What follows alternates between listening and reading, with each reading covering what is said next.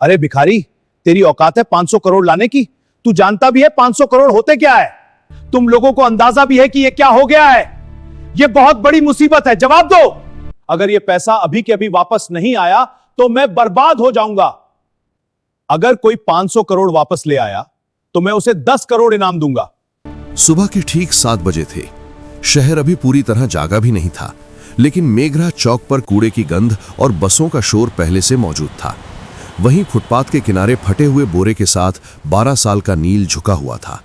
वो प्लास्टिक की बोतलें और टूटी तारें चुन रहा था। उसके हाथों पर जमी गंदगी स्थायी लगती थी, जैसे किसी ने उस पर अनदेखा होने की मोहर लगा दी हो। नील बोलता कम था। लोग समझते थे वो डरपोक है या मंदबुद्धि।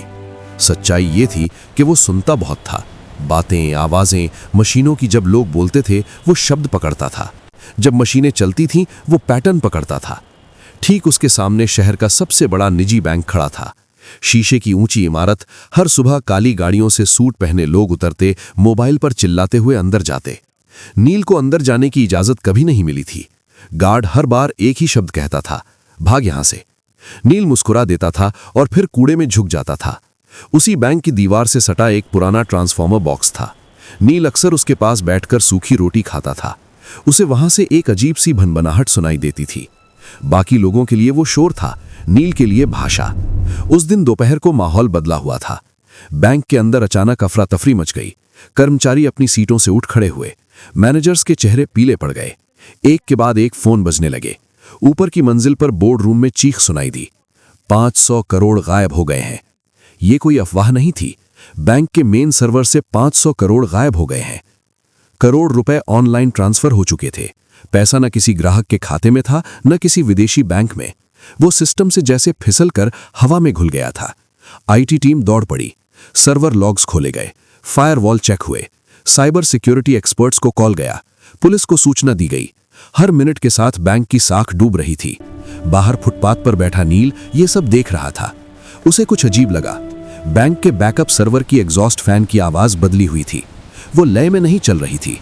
बीच बीच में एक हल्का सा ठहराव था, जैसे कोई सांस रोक रहा हो। नील उठ खड़ा हुआ। उसने बोरा नीचे रखा और दीवार के पास कान लगा दिया। उसकी आंखें सिकुड़ गईं। ये चोरी नहीं है, वो बुदबुदाया। ये रूट रीडायरेक्शन है। नील को याद आया अपनी माँ का चेहरा। माँ जो कभी इसी बैंक में क्लीनर थी, एक रात एक्सीडेंट में चली गई। उसके बाद नील सड़क पर आ गया। माँ के पास एक पुराना कीपैड फोन था और उसमें कुछ नोट्स, नंबर नहीं, पैटर्न। नील ने जेब से वो मुड़ा तड़ा कागज निकाला जिस पर उसने खुद से बनाए निशान लिख रखे थे। वो रोज मशीनों को देखकर नई चीजें समझता और निशान बनाता था। बैंक के अंदर घबराहट बढ़ रही थी। बाहर एक कूड़ा बिनने वाला लड़का खड़ा था, जिसकी नजरें शीशे के पार सर्वर रूम की दीवारों के आर पार देख रही थीं। नील ने गहरी सांस ली। अगर अब नहीं बताया, उसने खुद से कहा, तो पैसा हमेशा के लिए चला जाएगा। उसने बोरा उठाया और बैंक के मुख्य गेट की तरफ बढ़ गया। गार्ड ने उसे देखते ही डंडा उठाया। कहा था ना, यहां मत आना। नील रुका नहीं। उसने पहली बार सीधा आंखों में देखकर कहा, साहब, जो पैसा गया है वो अभी भी इसी बैंक में है। गार्ड हंसा, लेकिन अंदर कहीं ऊपर एक अलार्म और तेज हो गया, और यहीं से कहानी शुरू होती है। गार्ड की हंसी अभी पूरी भी नहीं हुई थी कि बैंक के अंदर से एक महिला बाहर आई। नीले रंग की साड़ी, गले में आईडी कार्ड और चेहरे पर साफ घबराहट। वो बैंक की senior operations manager Radhika Mehta थीं। पिछले 20 मिनट से वो लगातार आईटी टीम और हेड ऑफिस के बीच फंसी हुई थीं। उसकी नजर नील पर पड़ी। क्या कहा तुमने?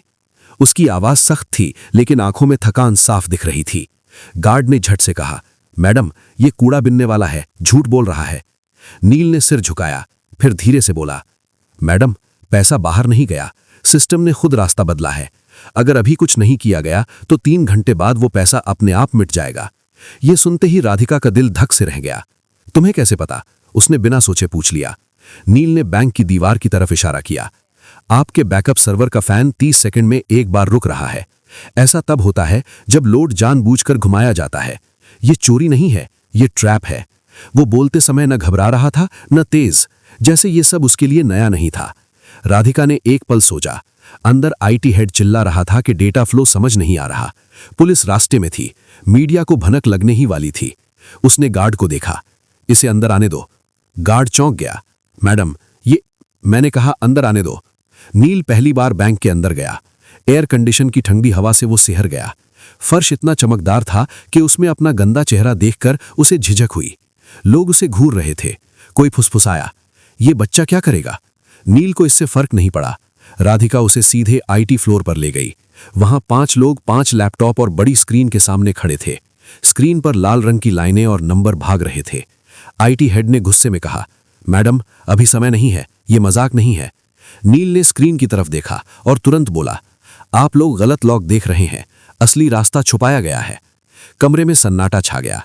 ये बच्चा हमें सिखाएगा, किसी ने तंज कसा। नील पास गया। उसने स्क्रीन के कोने में दिख रहे एक छोटे से टाइम स्टैम्प की तरफ इशारा किया। ये देखिए, हर बार ट्रांजैक्शन से 1 सेकंड पहले टाइम पीछे जा रहा है।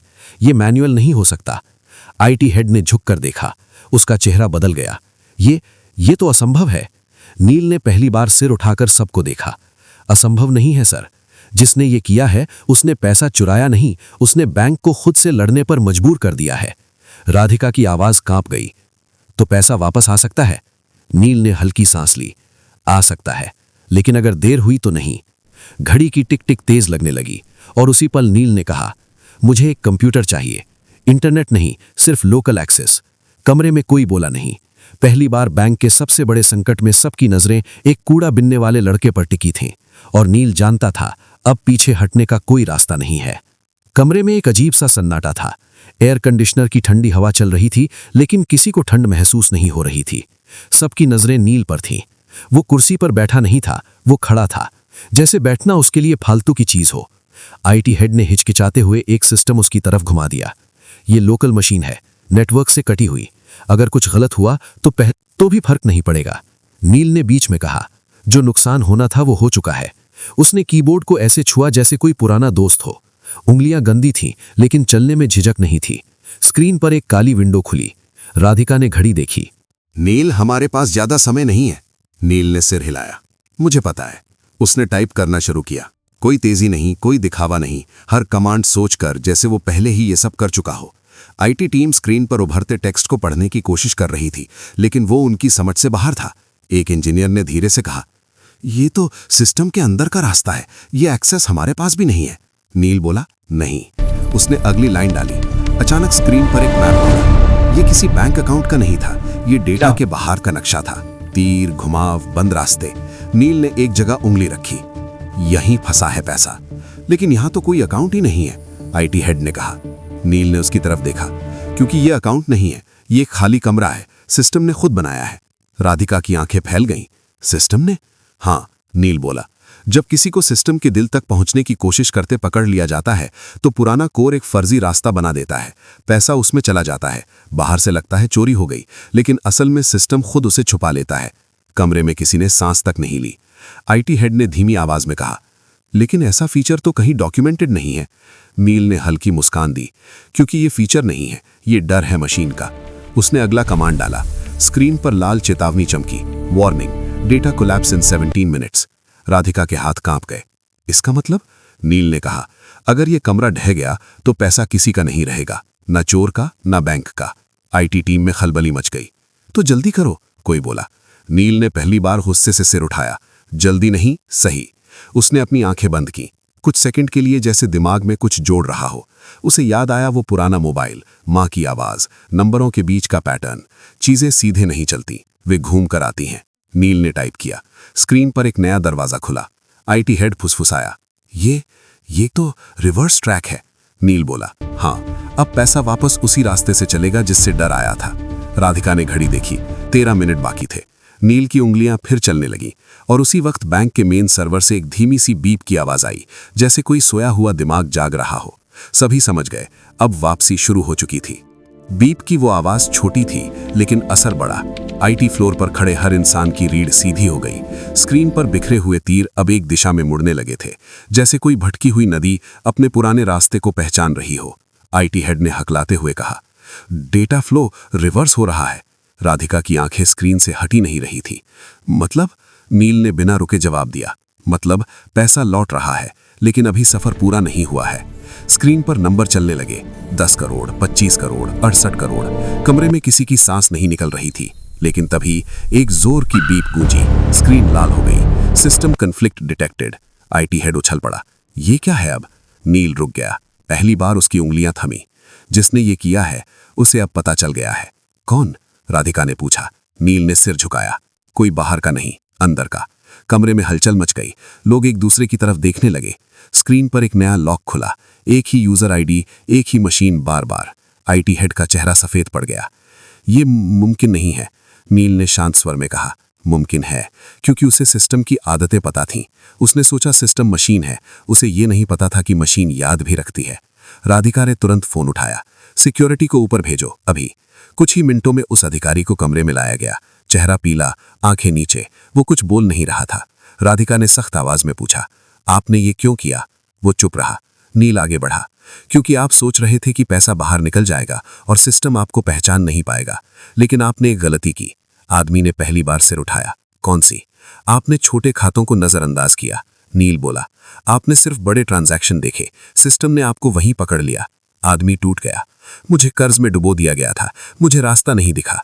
राधिका ने सिक्योरिटी को इशारा किया, ले जाइए। जब वो बाहर गया तो किसी ने राहत की सांस ली, किसी ने शर्म की। नील अब दरवाजे की तरफ बढ़ने लगा। राधिका ने चौंक कर कहा, रुको, तुम कहाँ जा रहे हो? नील रुका। मेरा काम हो गया मैडम। काम? उसकी आवाज भर आई। तुम्हें पता है तुमने क्या किया है? बैंक, ग्राहक, पूरा सिस्टम। नील ने धीरे से कहा, मैंने सिर्फ जो गलत था उसे सही किया है। राधिका आगे बढ़ी। तुम्हें इनाम मिलेगा, नौकरी, पढ़ाई, सब कुछ। नील ने पहली बार हल्की मुस्कान दी। अगर आप सच में कुछ देना चाहती हैं तो एक काम कीजिए। क्या? बाहर जो बच्चे कूड़ा बीनते हैं ना, नील बोला, उनके लिए सिस्टम बनाइए। ऐसा सिस्टम जो उन्हें अनदेखा ना करे। राधिका कुछ बोल नहीं पाई। नील दरवाजे से बाहर निकल गया। वही फटा बोरा, वही गंदे हाथ, लेकिन अब बैंक की दीवारें उसे देख रही थीं, क्योंकि सिस्टम तो बच गया था। अब इंसानों की बारी थी। बैंक के बाहर शाम ढल चुकी थी, लेकिन भीड़ कम नहीं हुई थी। कैमरे अब भी चमक रहे थे। रिपोर्टर एक दूसरे को धक्का देकर आगे आने की कोशिश कर रहे थे। सबको एक ही खबर चाहिए थी, 500 करोड़ कैसे लौटे। राधिका कांच के दरवाजे के पास आकर रुकी। उसके हाथ में माइक्रोफोन नहीं था, फिर भी आवाज साफ थी।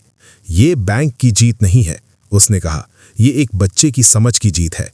भीड़ में हलचल मच गई। कौन बच्चा? कहाँ है वो? नाम बताइए।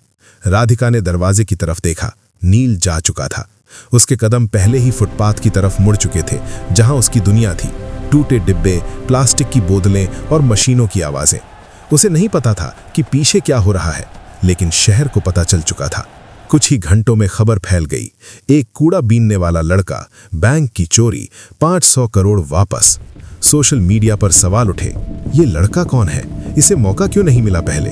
हमने कितनी नील जैसे बच्चों को अनदेखा किया। अगली सुबह बैंक के बाहर एक पोस्टर लगा, अगर आप नील को जानते हैं, हम उससे मिलना चाहते हैं। उसी सुबह नील ट्रांसफॉर्मर बॉक्स के पास बैठा था। उसने पोस्टर देखा, पढ़ा, फिर नजर हटा ली। उसके लिए पोस्टर नया नहीं था, नई थी लोगों की नजर। दोपहर तक नगर निगम के अधिकारी आए, फिर एक स्कूल की वैन, फिर एक महिला जो शिक्षा विभाग से थी। सब एक ही बात कह रहे थे, तुम्हें पढ़ना चाहिए, तुम्हें यहां से निकलना चाहिए। नील ने पहली बार सवाल पूछा, क्या पढ़ाई के बाद भी कोई मुझे सुनेगा? कोई जवाब नहीं दे पाया। शाम को राधिका खुद आई, बिना साड़ी, बिना पद के, सिर्फ एक इंसान की तरह। उसने नील के पास बैठकर वहीं सूखी रोटी तोड़ी। मैं तुम्हारे लिए कोई योजना नहीं लाई हूं, उसने कहा। मैं बस ये पूछने आई हूं, तुम क्या चाहते हो? नील ने सोचा, फिर बोला, मैं चाहता हूं कि सिस्टम पहले पूछे, बाद में जज करे। राधिका ने सिर हिलाया। यहीं से एक बदलाव शुरू हुआ। बैंक ने एक छोटा सा प्रोग्राम शुरू किया। नाम नहीं था बड़ा, लेकिन असर बड़ा था। सड़क पर रहने वाले बच्चों को मशीनों के पास बैठने दिया गया।